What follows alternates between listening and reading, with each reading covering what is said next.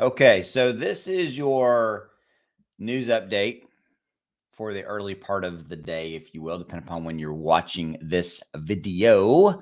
We're going to talk about what's going on in crypto and talk about why crypto is down and look at a few specific ones. But ultimately, I make these videos for a very simple reason. I want to help you navigate crypto and just help you to know what the heck's going on, help keep you motivated and in the know so you can make more money and manage risk and all that kind of stuff. Okay.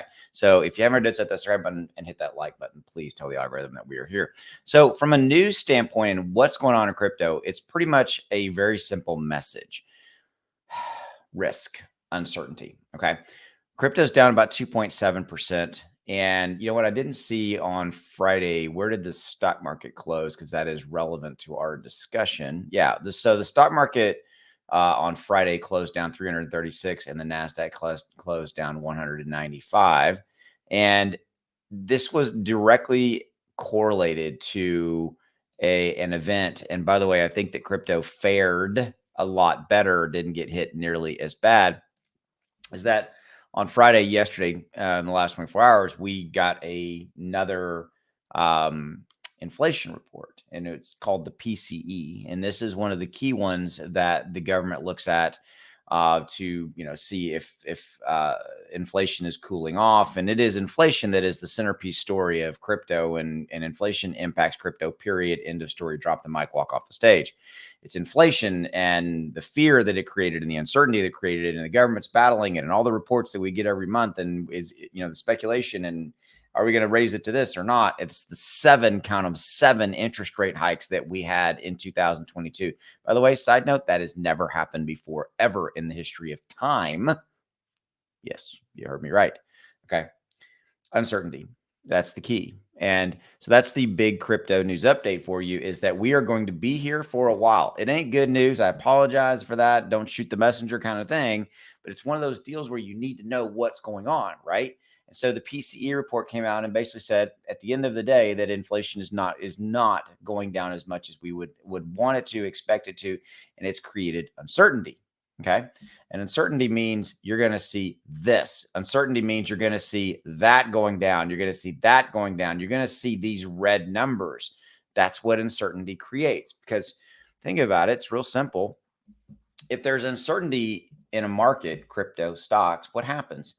A lot of people go, I'm taking my money and going home, right? I'm going to exit the market. I'm going to move into a stablecoin position. I'm going to move into get out of crypto in general, whatever that, person is saying to them, to their proverbial self.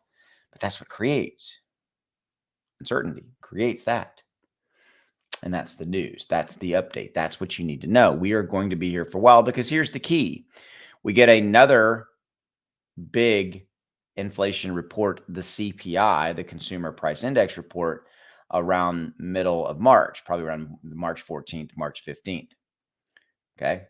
All eyes are going to be on that.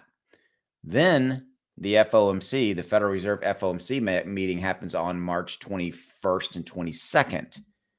And that's the biggie. What are they going to do? What are they not going to do? Before we had this month, because earlier this month, we had a hotter than expected jobs report. We had the CPI report that we got earlier this month, showed that inflation was not cooling as much as we would want it. And then yesterday, we got the PCE report that basically said the same thing. All of the 3 of these reports added up create a situation where it's not looking that good. It's not looking like inflation is going away as fast as we would want, expect, and hope for. That's the problem, which creates uncertainty, fear, and doubt, which ultimately leads to those March events that I just told you about, that FOMC meeting. What are they going to do?